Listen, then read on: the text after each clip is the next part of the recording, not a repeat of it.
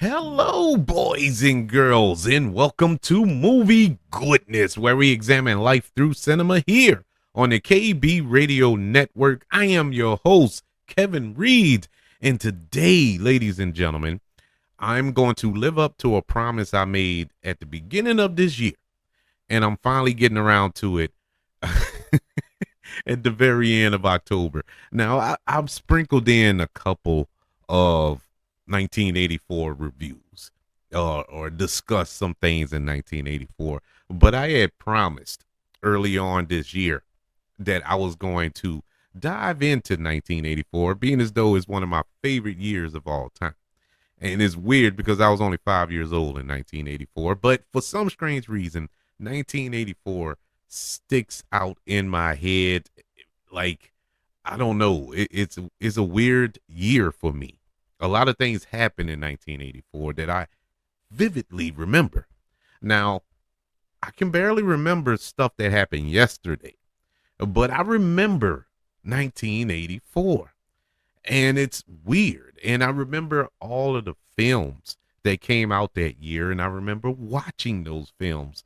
And it played a big, huge, gigantic part into why I love movies and why I'm on this show talking about movies. It was 1984. So many good films came out, great films, and even classics, dare I say. And one of them we're going to discuss today. And the reason we're going to discuss it today, of course, is the 40th anniversary of this film being released on October the 26th, 1984.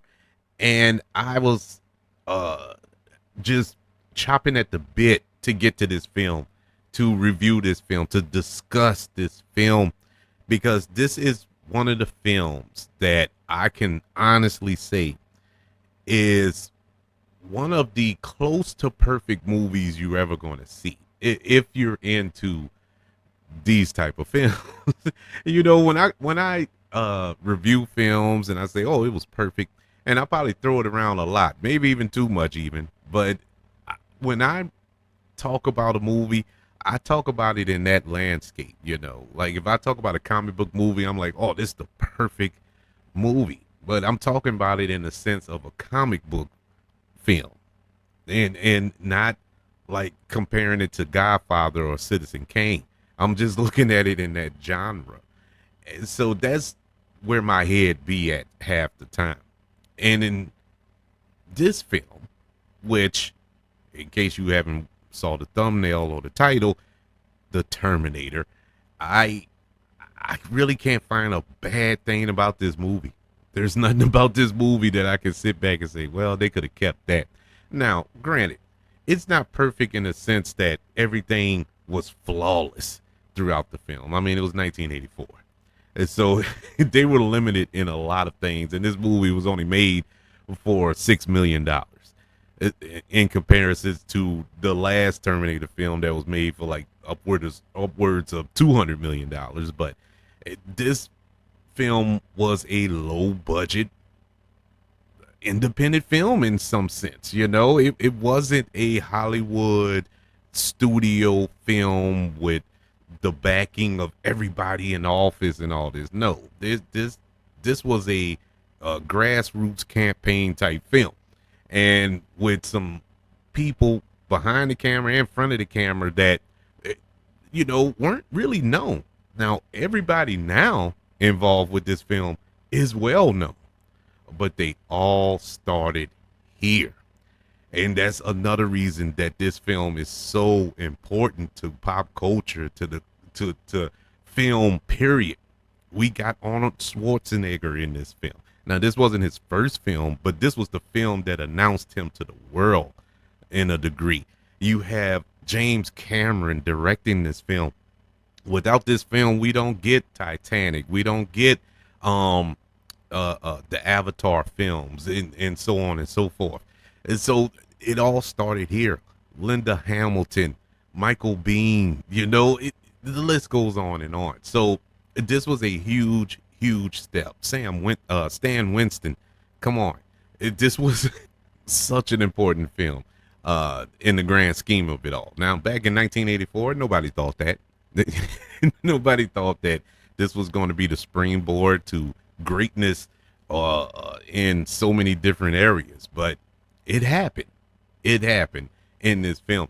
We're going to dive into this movie like never before and talk about the film, talk, normal review, but we're going to talk about how did it get made and the careers that were catapulted from it, and um I guess we'll talk about the sequels. Some of the sequels. Well, we'll talk about all of the sequels, but we're not going to review them. We're just going to touch in on them and have a little fun with it. Now, this film, how I came about, like I said, I was 5 years old, and so obviously I did not go see this in the theater. I did not.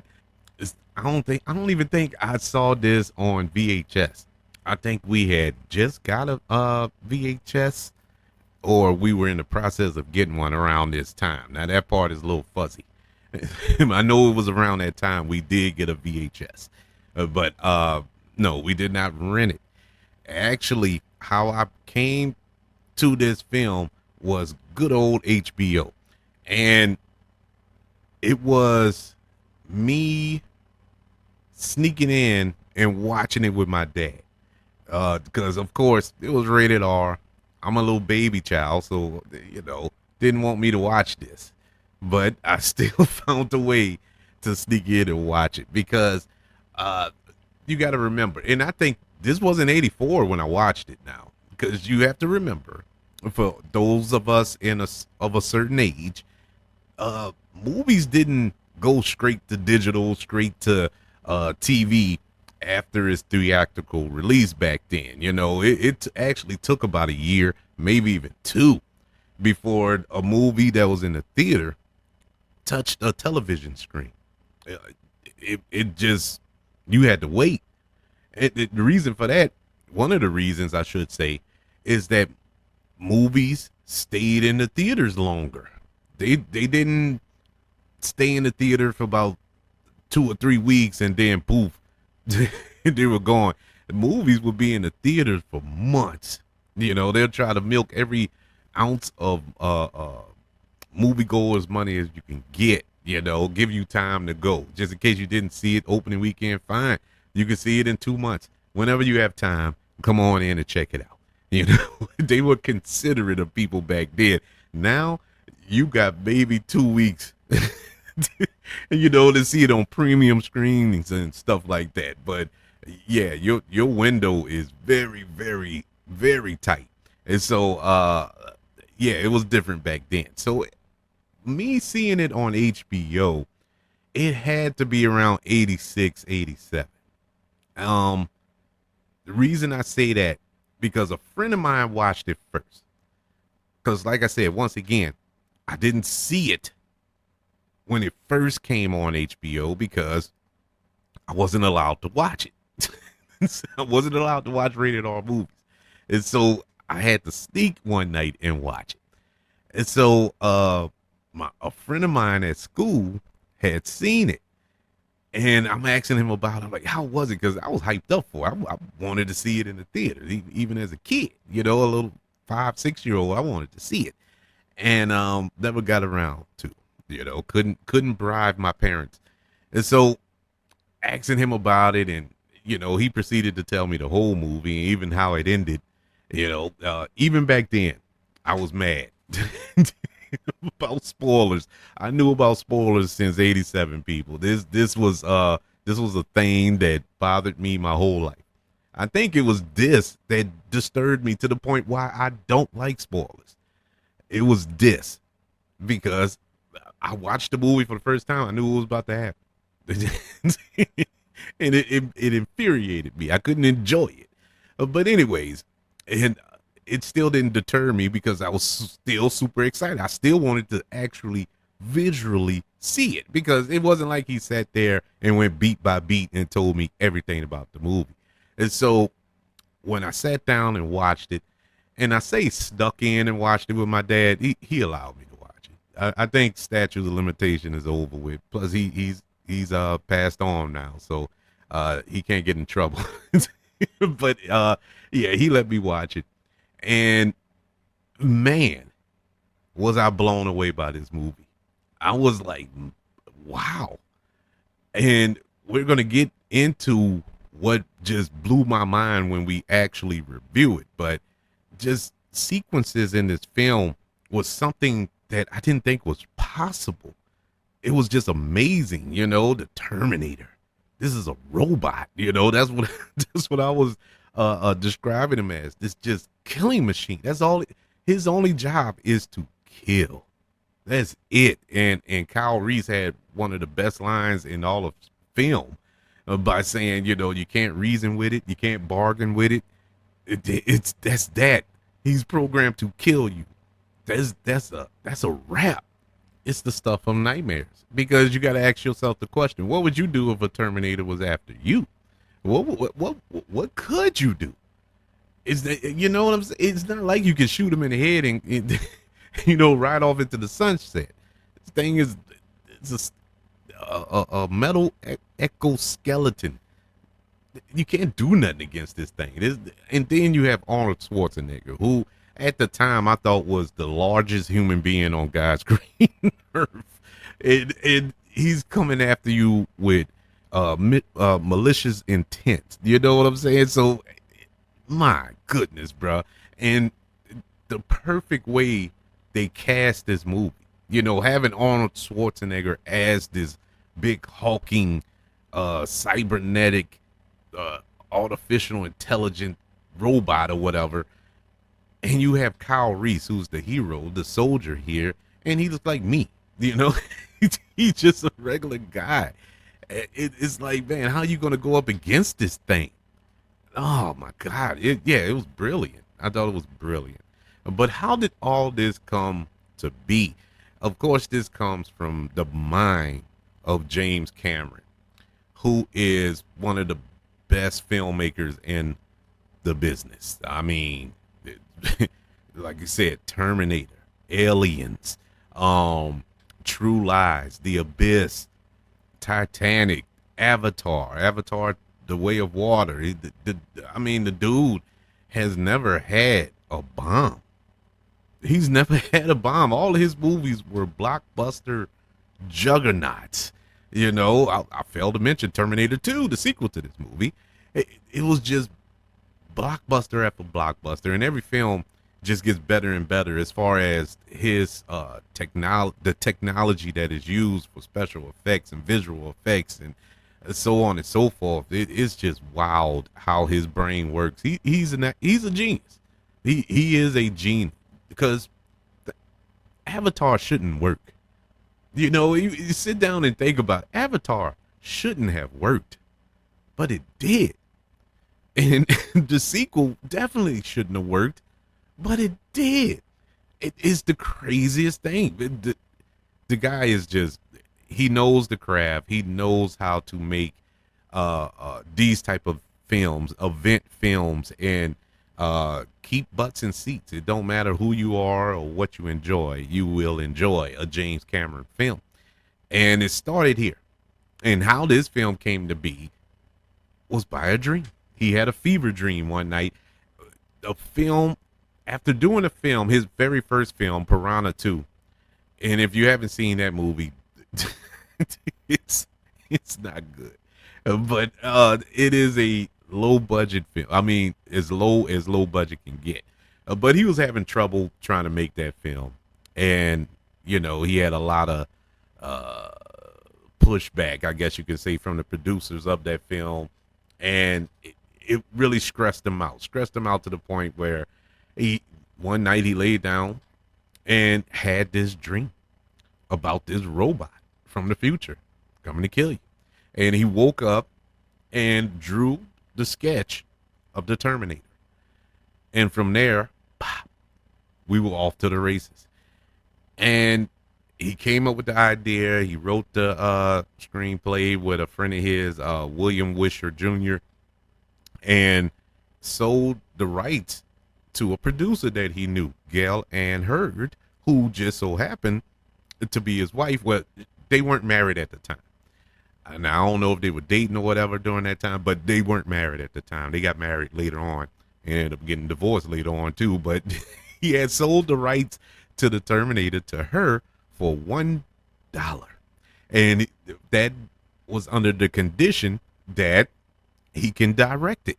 And so it was on and popping from there. You know, Gail Ann Hurd, she had and speaking of her, she's a very prominent producer throughout her career as well. As she produced the Terminator, she also produced Aliens with James Cameron, Alien Nation, The Abyss, Tremors.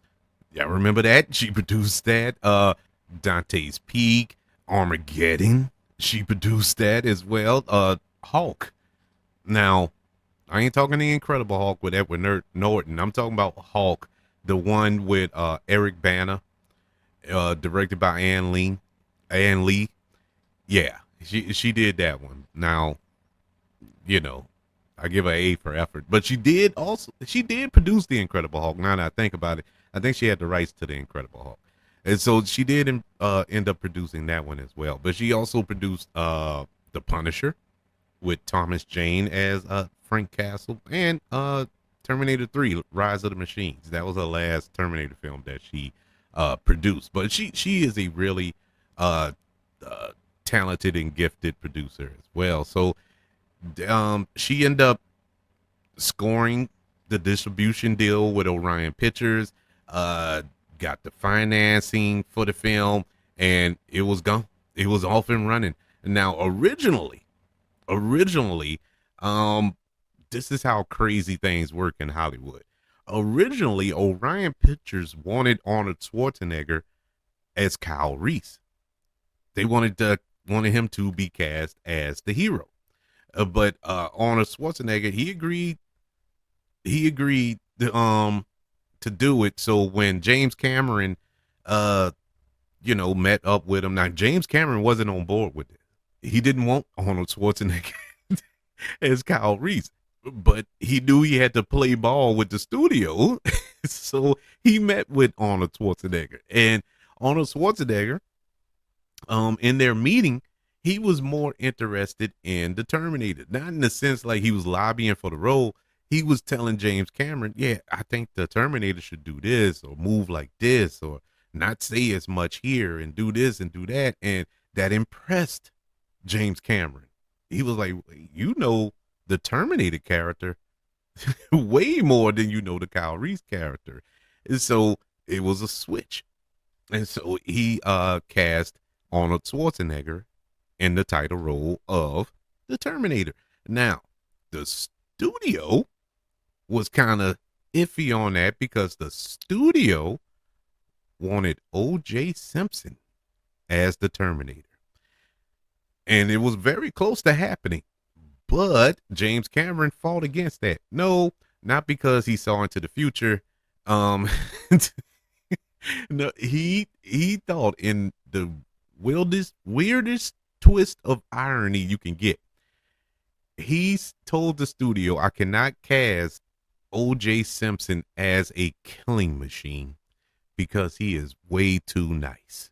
Because around this time, this is when O.J. Simpson was making all those Hearst rental car commercials, and he was like America's sweetheart, before he did what he did, or allegedly did what he did about 10 years later. But yeah, this man said O.J. Simpson was way too nice to play a killing machine. Boy, had this happened 10 years later, things probably would have been different. But James Cameron, of course, won that battle and cast Arnold Schwarzenegger. Now, another possible Schwarzenegger, not other possible Terminator was Lance Henderson, who ended up being in the movie, but he was friends with James Cameron. They were real good friends, having worked together on Piranha 2. And so that's who the role was initially written for, Lance Henderson. But, things happen. But it was all good because he still looked out for his boy in a lot of ways. I mean, he still cast him in this movie. He cast him in Aliens, so he was all right. He was good.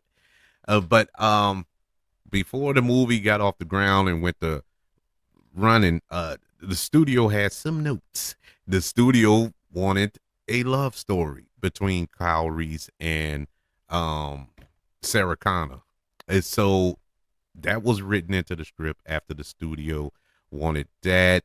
Um, they had to push back the film from filming to start filming because Arnold Schwarzenegger was still filming Conan the Destroyer.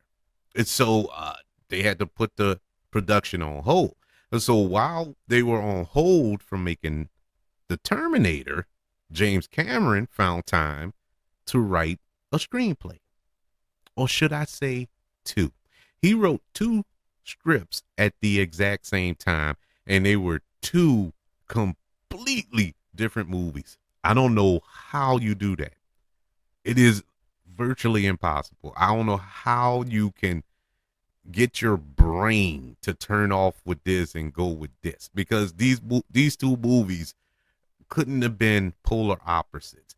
The first film that he wrote, well, one of the films that he wrote during this waiting period for Arnold Schwarzenegger was Rambo: First Blood Part 2. Yes, that was written by James Cameron. And you could tell because it's super action oriented as opposed to First Blood. You know, First Blood had action, but it's not as much as Part 2. But is an awesome film. The other film that he wrote was Aliens. And so, yeah, that's what he wrote while waiting on Arnold Schwarzenegger to finish filming Conan the Destroyer. And so after Arnold Schwarzenegger wrapped up production there, pop, they were off and running. And now, as I stated before, this movie only had $6 million to play with. And so it's a lot of things they had to cut corners with here. They had, it was a lot of guerrilla filmmaking, which means that James Cameron, he had to sneak and film things, without obtaining permits and stuff like that. So it was kind of it's very illegal, so to speak. But he had to sneak and film in certain areas and rush in actors to film certain things. They rush out before they get caught. The special effects, they used a lot of miniatures, stop motion animation, and this is where we get Stan Winston. Stan Winston, R.I.P. to a legend. This is where he virtually got his start. Well, not start, but this is where he announced himself to the world. Like I said, this movie launched a lot of prominent careers in Hollywood. It is wild how this happened for this one film. But Stan Winston, in case you don't know who he is a creature effects artist, or at least he was. He passed away a few years back, but he created some of the creature effects for some of the biggest films to ever grace the silver screen. I mean, he worked on The Thing. That was a couple of years before Terminator.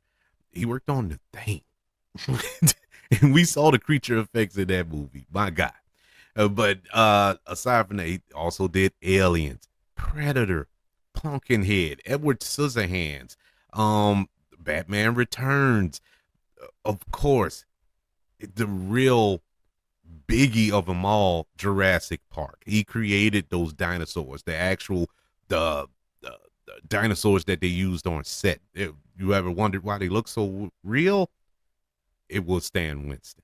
And the list goes on. We'll be here till next Halloween talking about it. So the dude got one of the greatest careers, or had one of the greatest careers ever. He touched us in so many different ways, so many different films he worked on, but an amazing talent. And he really went at it with this. The look of the Terminator's skeleton was so amazing, man.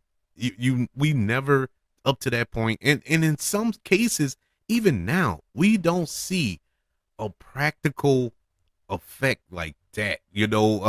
Actual skeleton, a metal skeleton like that. It's freaky. Absolutely amazing.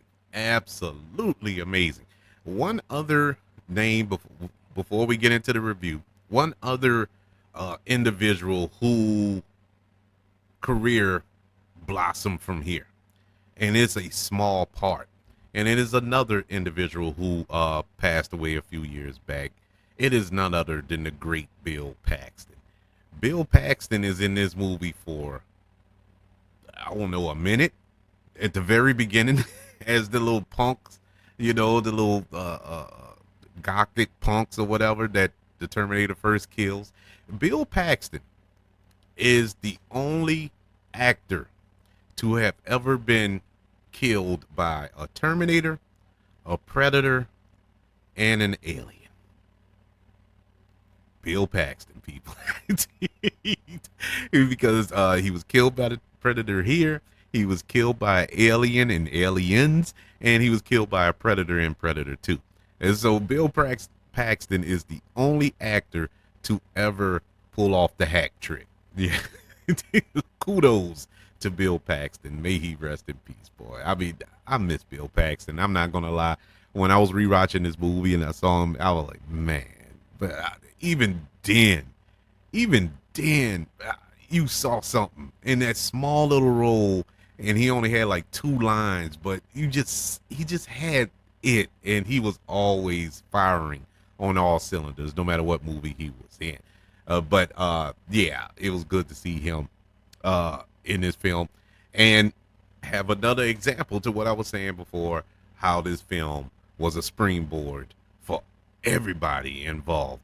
And so let's jump in to one of the greatest sci-fi action films of all time, and it is none other than The Predator, released on October the 26th, 1984, directed by James Cameron, who also co-wrote the film with Gail Ann Hurd, with William Wisher Jr., adding some additional dialogue in a couple of scenes. This film stars Arnold Schwarzenegger as the Terminator, a cybernetic assassin sent back in time from 2029 to the year 1984 to kill Sarah Connor, who is portrayed in this film by Linda Hamilton, whose unborn son will one day save mankind from extinction by Skynet, a hostile artificial intelligence in a post-apocalyptic future. The film also stars Michael Biehn as Kyle Reese, a soldier sent back in time to protect Sarah. This is one of the craziest concepts by itself. I think if you pitched this movie in 2024, no studio would go with this. Nobody was like, "What are you talking? What is this? This a movie?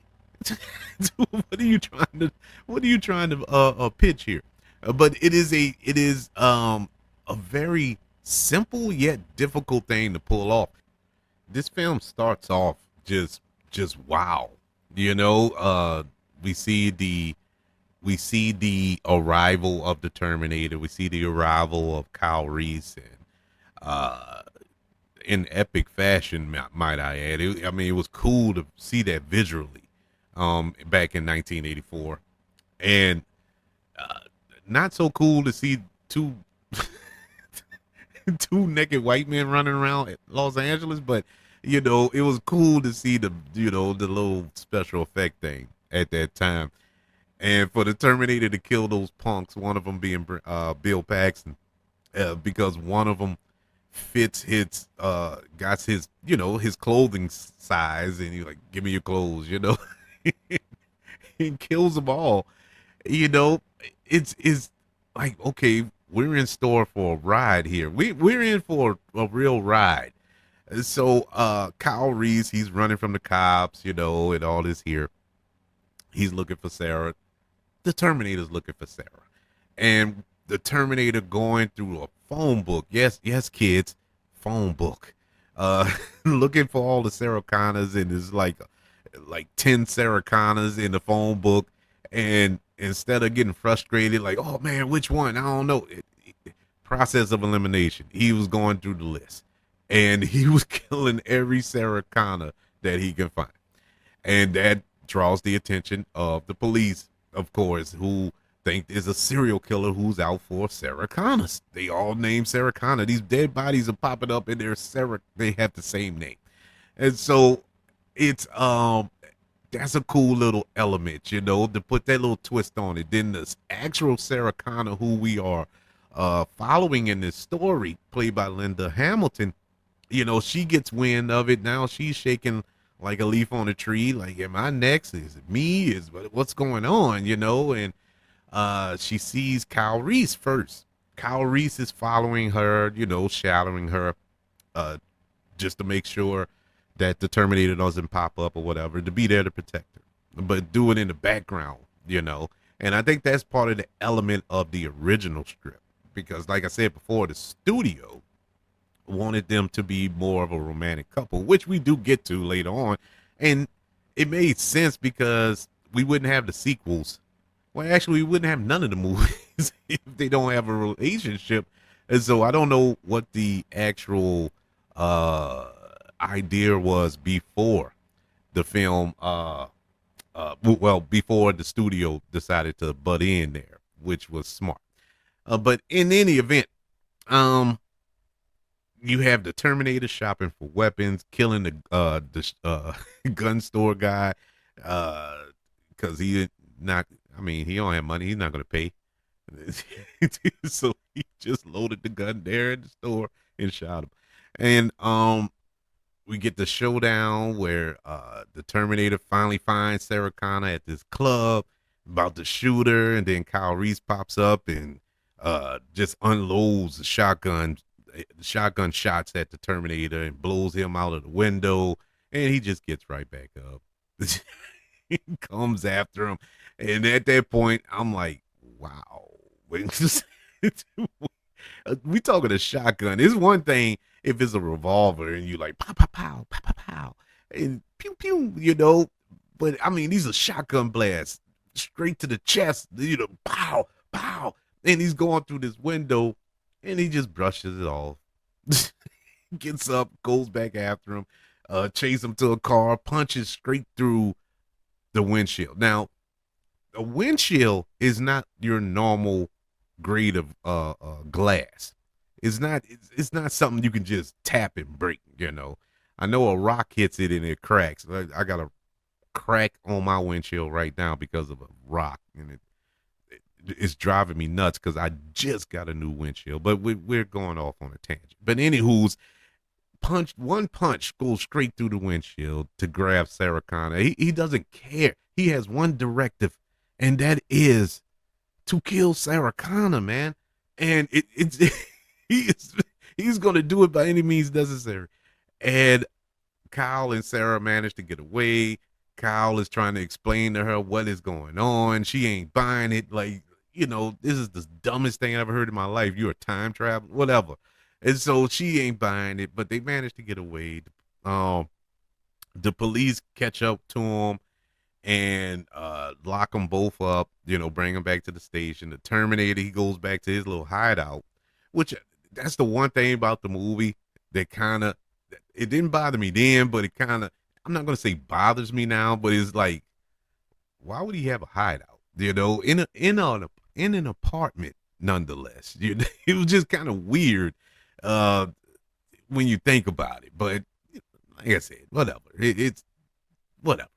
But he he see that his face is damaged, his eyeball is damaged, so we get that epic scene with him cutting out the little fake eyeball and cleans it all out, cuts out some tissue, and he cleans it out, and you see the portion of the endoskeleton, eye with the glowing red eye and part of the metal around it. You're like, oh man, this is crazy. Then he puts on the shades to cover it up.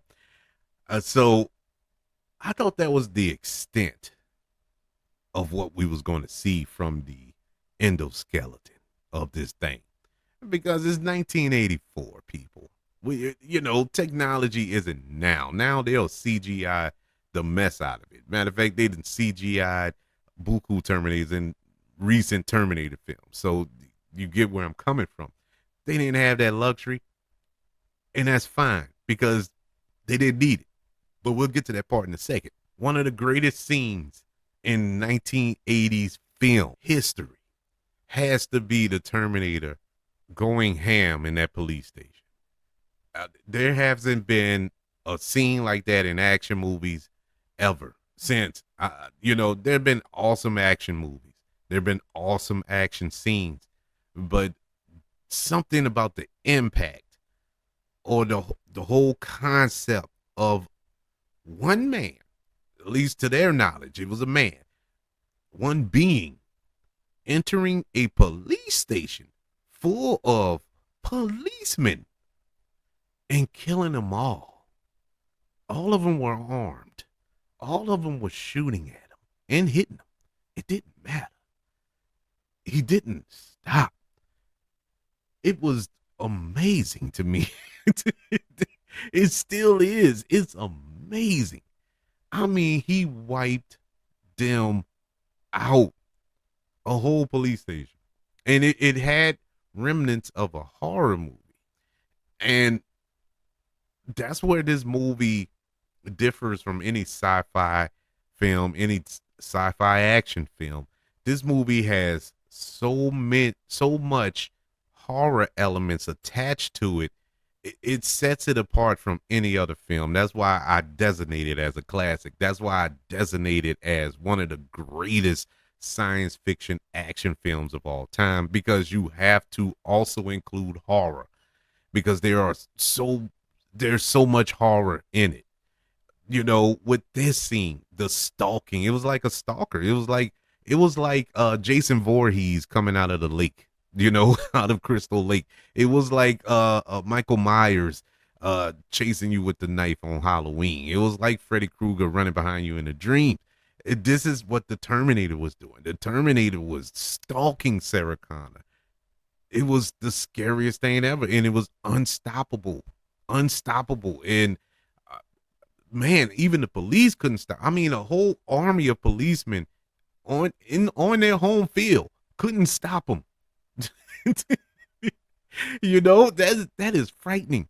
But one of the most frightening elements of this film, or not frightening, I would say most influenced from horror films. This scene was influenced by horror movies. And that was the climax of this movie, when we thought the film was over. And if it was up to the studio, that would have been the end of the film.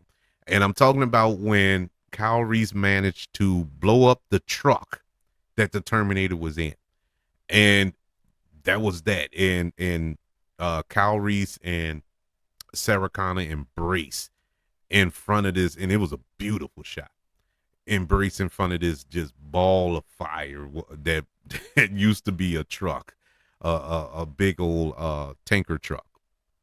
The studio wanted the film to end right there. James Cameron said no. He kept going. And boy, because I thought it was over, and this is with me knowing the end. I thought the film was over. I was like, they blew him up. That's that. All of a sudden, while they're embracing, you see the rubble starts to move. And out of this rubble, the endoskeleton of this Terminator rises up. And it's like, bruh, that is the holy sugar honey iced tea moment of all time. I'm talking OMG defecating on yourself moment, because you got to ask yourself the question, what are they going to do? What they cannot stop this. They have shot it. It's been in car wreck, crushed in the car almost, ran over by a truck. It's been blown up. What can you do to stop this thing?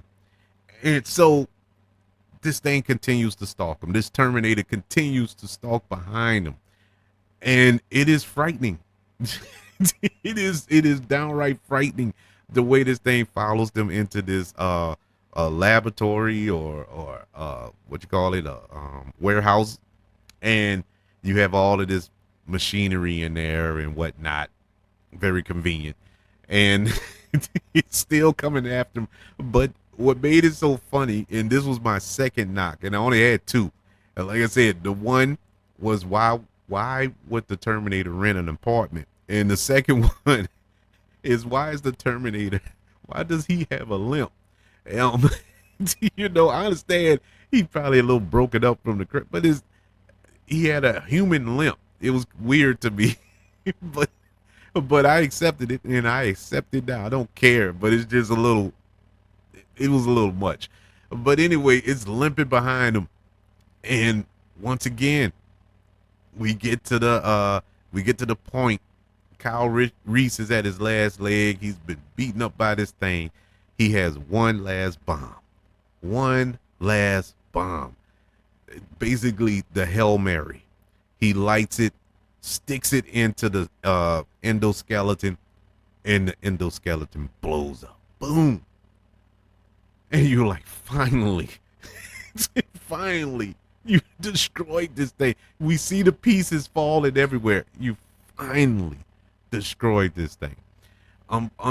Unfortunately, one of the pieces went into Sarah Connor's leg, so she's a little banged up, but that's fine. She ain't dead.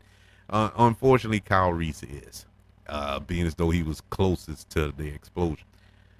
But the Terminator's gone now, or is he? Once again, once again, the torso of this thing, the head and the torso is still intact, and it rises up, and now it's crawling. And like I said before, Sarah Connor, her legs messed up, so she's crawling, and they're both crawling away. They're both chasing. The Terminator's chasing, and she's crawling, and they go through this little thing that crushes, the little crusher thing, that was set up a couple of minutes earlier, perfectly, might I add. And so she gets the Terminator to follow her through, and hits the button, and crushes him.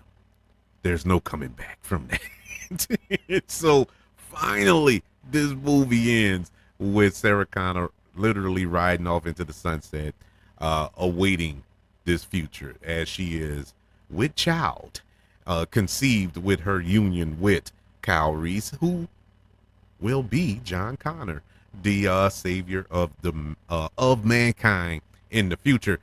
And so, yes, this was an amazing movie, and how James Cameron was able to mix in so many different genres, whether it was action, science fiction, horror, romantic, not comedy, but you know what I'm getting at, romance, drama, all that good stuff.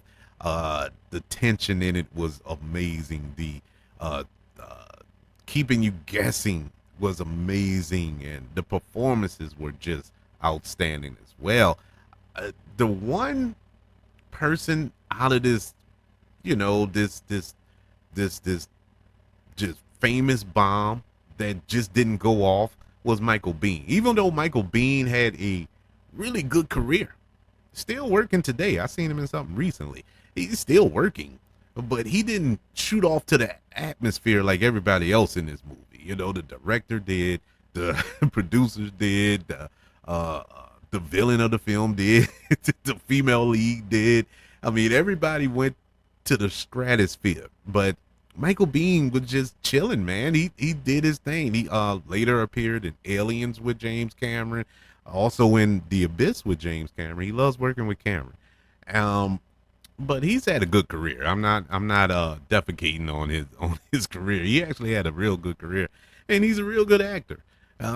Just compared to everybody else, he didn't, get to that A-list level as everybody else did. But aside from that, everything in this movie was great. My little nitpicks, they were more joking. I was Just joking, because I really honestly cannot find a flaw in this movie. This is near perfect, and it is great from beginning to end.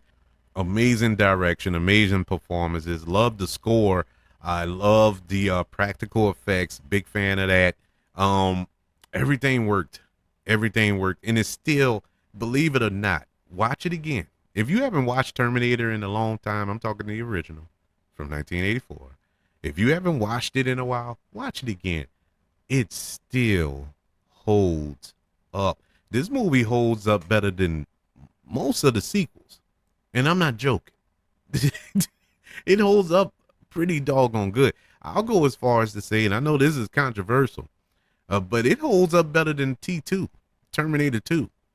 And I love Terminator 2, but it holds up better than Terminator 2, in my opinion. But as far as the Terminator from 1984, it gets a letter grade. You guessed it, people, of an A plus. Awesome film, amazing film, perfect film. Going over the sequels, I touched in on Terminator 2. James Cameron returned. Arnold Schwarzenegger returned. Linda Hamilton returned. This that was awesome. That was awesome. But that movie was more straight up action. That was just a straight up action movie, and it's one of the best sequels of all time. I mean, don't get me wrong. I say that the Terminator holds up better. That's not to say that it wasn't better, action wise. It is one of the greatest action movies ever made, hands down. The addition of the what was it, the T-1000, played by Robert Patrick there. Amazing. Robert Patrick's performance there, I think, gets poo-pooed on a lot. Doing the switch, executing that switch, whereas Arnold Schwarzenegger this time, still a Terminator, but a Terminator of good. Once again, shouldn't have worked. It shouldn't have worked, but it did. And having Robert Patrick in this film, who I never heard of at that point, but his performance as this robot, as this killing machine, was super frightening. It had a little horror element to his character, because that thing was more menacing than Arnold Schwarzenegger was in the first film, and that's saying a lot. I mean, wow. To say, because you put them side by side, Arnold Schwarzenegger and Robert Patrick. I mean, Robert Patrick is probably the size of Arnold Schwarzenegger's left arm, but to go toe to toe with him in that film, it was cool. It was believable. I mean, wow. it was an awesome movie. Worthy sequel. Worthy sequel. It, in a lot of regards, surpassed the original. Terminator 3: Rise of the Machine, not so much. That was that was not good. It was how can I describe? It's not unwatchable, but it it wasn't on the level of the first two. Nowhere. No, I can't even categorize it with the first two films. It is so forgettable. I barely remember anything about that movie. And anything. It's that bad. That is that bad. But it's not the worst. It's not the worst. I will get to that. But the next one, Terminator Salvation, that's probably the worst. But it's not the worst film to watch. Once again, not unwatchable, but it's not a Terminator film. It just never felt like a Terminator movie. It felt, yeah. Number one, it was PG-13. That was mistake number one. Mistake number two, having Christian Bale play John Connor. That didn't work. It would have been better if he was the Terminator. You know what I'm saying? He didn't radiate John Connor to me, and it just didn't work. That movie, I don't know, man. It was just messy. It was messy. Shouldn't have been a Terminator film. If they would have made something else, and then the attempt to make that little CGI Arnold Schwarzenegger at the end of the movie, because Arnold Schwarzenegger couldn't come in and play because he was the governor at the time, I believe, of California. And so they did the CGI. It wasn't good. It wasn't good. Then you have Terminator Genesis, I think, was after that. And man, man, that was so. I was so disappointed by Genesis, and the reason I was just disappointed, it had all the potential in the world. I'm like, okay, it's kind of a prequel, sequel type. We're gonna see them actually go back in time. We're gonna actually be in 2029 and see Kyle Reese go back in time, meet link up with the 1984 film, but we're going to take it to another level. It was leading up to something interesting. And then they made a cardinal sin. They did something that you should never do. And that is poo poo on one of the most beloved sequels in this franchise.